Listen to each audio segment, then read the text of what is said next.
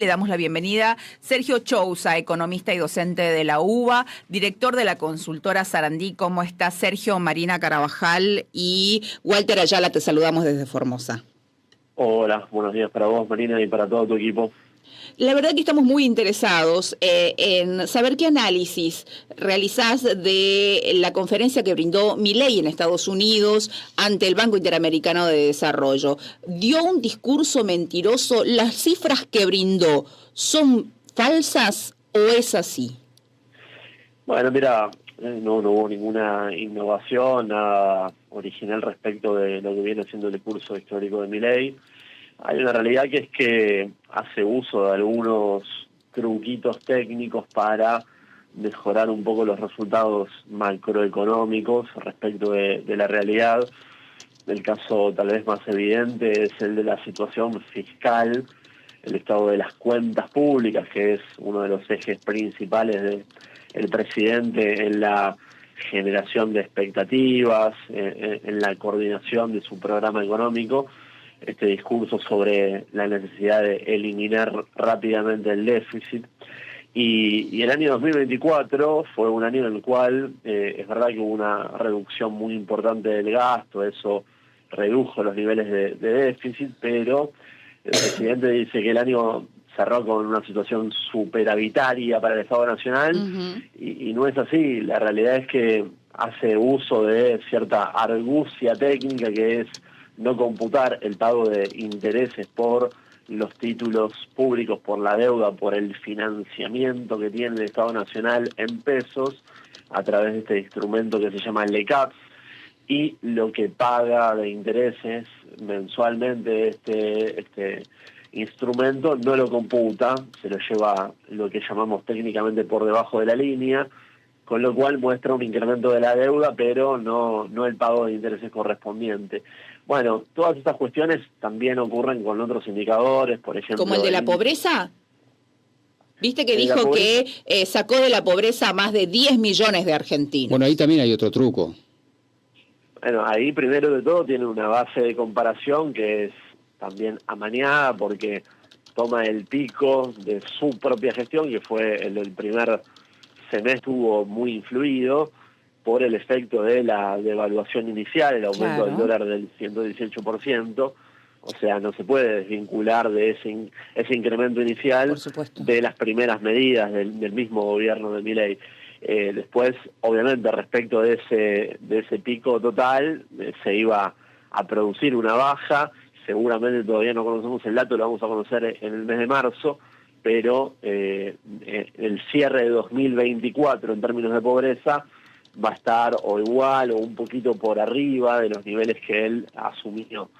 Pero además la pobreza está influida por el indicador de inflación, porque la pobreza no deja de ser la comparación entre ingresos y la valorización económica de una canasta de consumo de las familias, y esa canasta de consumo de las familias se mide en base a justamente la inflación, y la inflación también tiene un problema metodológico que cada vez más analistas están objetando, y es lógico que se objete, que es que en la actualidad hay una separación cada vez más importante entre los rubros de servicios y los de bienes, o sea, las mercancías, en particular, las mercancías físicas versus los servicios, porque los servicios aumentan mucho más que los bienes en este contexto macro. Claro, porque aparte no hay más subsidios, murieron los subsidios. Exactamente, muchos de los servicios están vinculados a las tarifas de los servicios públicos, y ahí, bueno, se han desregulado bastante los precios, y el indicador actual de la inflación nacional, el IPC del INDEC, no considera bien la ponderación, cuál es la importancia relativa de los rubros vinculados a servicios, por ende subestima consistentemente el dato de inflación real. La brecha, por ejemplo, medida por la Ciudad de Buenos Aires, marca 16 puntos de diferencia en 2024. Es mucha la diferencia, 16 puntos que hubiera dado el indicador bien medido. Bueno, todas estas cuestiones de a poco empiezan a marcar algunas objeciones técnicas sobre estos datos un poco tirados de los pelos que siempre se van a gloria al presidente de la Nación. ¿Va a llegar a una inflación cero para las elecciones? ¿Qué piensa usted? No, cero no. Porque ahora está marcando 1.2 supuestamente para la de febrero. No, febrero, el dato de IPC nacional de febrero, todavía obviamente no lo conocemos, el mes no terminó, pero va a estar arriba el 2%, sin lugar a dudas. Básicamente además va a tener una aceleración respecto del mes previo de enero. Enero fue 2,2, el dato nacional. ¿Y por qué va a acelerar? Va a hacer una marcha atrás, porque tuvo un incremento muy fuerte el rubro de carnes en las 2 primeras semanas del mes, y el rubro de carnes pesa mucho en el índice, en el segmento de alimentos y bebidas. Así que lamentablemente febrero, este mes que está en curso, va a volver a acelerar la inflación. Diferentes estimaciones anticipadas marcan en la zona de 2,4, 2,5. Son niveles, lógicamente, más bajos respecto de lo que asumió Javier Milei, pero siguen siendo niveles exorbitantes en parámetros mundiales, ¿no? Claro. Nos siguen dejando en el top 5 de países con más inflación en el mundo, y sobre todo teniendo en cuenta los atajos a los cuales ha incurrido el gobierno de Milei, porque hoy tenés 3 anclas que son atajos para bajar la inflación. Una es el ancla tarifaria, porque después de la desregulación inicial ya dejaron de aumentar a la misma velocidad los precios de los servicios. La segunda es el ancla salarial, muy fuerte, porque los aumentos de salarios en los diferentes gremios están topeados, ya la Secretaría de Trabajo no convalida.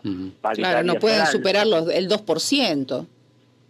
Claro, eso es una forma de ponerle techo a un precio de la economía que es clave, como son los salarios, para... Bueno, el gobierno nacional lo hace para que no se propague la inercia inflacionaria, pero la contracara de eso es que, lógicamente, los consumos, el nivel de consumo de la economía baja. Y la tercera, la más potente tal vez, es el ancla cambiaria, el ancla de los dólares, porque el gobierno de Milei, liberal libertario, como se define, controla, interviene sobre todos los dólares como si fuera un gobierno estalinista de hace un siglo atrás. Claro. Y bueno, el ancla cambiaria es muy potente porque el dólar es muy determinante en nuestra economía, pero la pregunta que nos tenemos que hacer es si es sostenible. Y ahí están todos los economistas, obviamente, estamos todos objetando la sostenibilidad. Para que el dólar no se dispare, vendieron bonos de ANSES. Sí, intervienen en todos los mercados con diferentes herramientas. Una es a través del organismo previsional, que tiene mucha potencia, poder de fuego, porque tiene activos en su cartera como para influir en el mercado, y el otro jugador fuerte es el Banco Central, que tiene liquidez en dólares, pero tiene reservas netas negativas. O sea, esos dólares de liquidez son los dólares de los depositantes. O sea que donde más donde el gobierno de Milei, este gobierno, donde más recorta sería, por ejemplo, en la parte en la parte de ANSES, en la previsional, y es donde más intervienen, de donde más sacan para intervenir, digamos. Sí, a ver, el núcleo de partidas previsionales vinculadas a jubilaciones y pensiones fue lo que mayor porción del ajuste fiscal en pesos 2024 te explica. 1 de cada 3 pesos recortados fue de jubilaciones, 1 de cada 10 fue de obra pública en las provincias. Entonces, como tienen un peso muy fuerte, muy considerable estas partidas, no hay posibilidad de hacer un ajuste de esta magnitud en Argentina sin afectar a los jubilados. Bueno, además son un sector obviamente con poca capacidad de imponer su agenda, ¿no? De generar una coordinación, una cohesión para... No pueden hacer un paro los jubilados, ¿no? Entonces, lamentablemente, es el bloque de partidas que más han ajustado, pero desde ya, la intervención a través del ANSES deteriora, si se quiere, el estado del fondo de garantía, de sostenibilidad y garantía del organismo, que debería hacer las veces de fondo anticíclico. Pero de nuevo, ¿no? La principal objeción que tenemos al respecto es que en algún momento esa liquidez en dólares, como vienen viajando a Uruguay, a Paraguay, a Brasil, para comprar productos o para vacacionar. Claro. Sergio, otra cuestión. ¿Cómo ves cómo va a llegar la Argentina a estas elecciones legislativas? Bueno, seguramente con una sensación de inflación más baja en el contraste con la etapa final de la administración previa, porque también hay que decirlo, la etapa inicial del gobierno de Fernández tenía estos niveles de inflación. O sea, Milei ahora tiene los niveles de inflación de Martín Guzmán al frente del Ministerio de Economía. Pero es verdad que la foto que quedó impregnada es de una inflación desbandada en esa etapa final en la cual teníamos la tormenta perfecta, ¿no? De una sequía monumental, sí, que nos reducía las fuentes de dólares. Y además, algo que por ahí mucho ya no se dice, pero las expectativas en la economía estaban totalmente desbandadas, porque había un candidato muy competitivo para ser presidente que decía que iba a dolarizar la economía.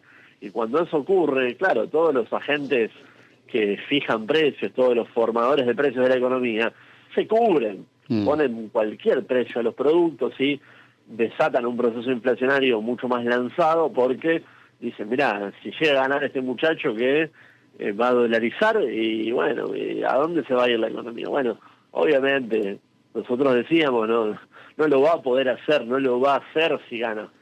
Bueno, no lo hizo, obviamente no lo hizo. Pero bueno, a este año, a las elecciones, se va a llegar con una inflación en ese contraste más baja, y con una sensación de estabilidad financiera por la cuestión del dólar controlado, pero con niveles de consumo casi en pisos históricos para la mayoría de los productos y de los servicios. Seguimos teniendo consumos de productos básicos, carne, leche, consumo masivo que está muy deprimido. Los indicadores de consumos en canales minoristas todavía en el mes de enero siguieron cayendo en comparación a enero de 2024, que era un nivel bastante bajo. Y claro, eso es lo que te explica que el salario disponible de los trabajadores que te representa la mayor porción de la demanda interna en la economía todavía está en niveles ridículamente bajos, ¿no? Así que son las dos cosas las que van a convivir para esta elección. Una última cosita. ¿Cuál fue la mayor mentira que dijo Milei ante el Banco Interamericano de Desarrollo? Bueno, yo creo que la cuestión de los salarios en dólares. Él ahí en un momento mencionó que casi se triplicaron, lo puso en estos términos. Desde que asumí, los salarios formales en dólares casi se triplicaron, y ahí hay varias mentiras en simultáneo. Primero, desde lo estrictamente numérico, nosotros hicimos el cálculo, este fin de semana publicamos un videíto analizándolo. El cálculo te da multiplicado por 2,15, que es bastante más bajo que 3. O sea, primero de todo, de los números ya hay una diferencia importante. Segundo, la medida de salario en dólares como concepto no te dice mucho. Claro. Lo que importa es el poder de compra de los salarios, porque la gente no es que va, compra un billete y se lo come. Lo que importa de la capacidad de compra de ese billete, después cuando te das vuelta y con ese billete verde compras mercancías y servicios, ¿qué poder de compra tiene ese billete verde? Y entonces ahí viene el segundo análisis importante, que es el de poder de compra en dólares. Y cuando vos comparás cuánto aumentó ese salario en dólares, dijimos recién 2,15 en la gestión Milei, contra los precios en dólares de la economía, los precios en dólares aumentaron más, el número da 2,18. Entonces, vos me estás diciendo que los salarios en dólares aumentaron mucho, y es verdad, pero los precios en dólares de la economía aumentaron más que eso. Claro.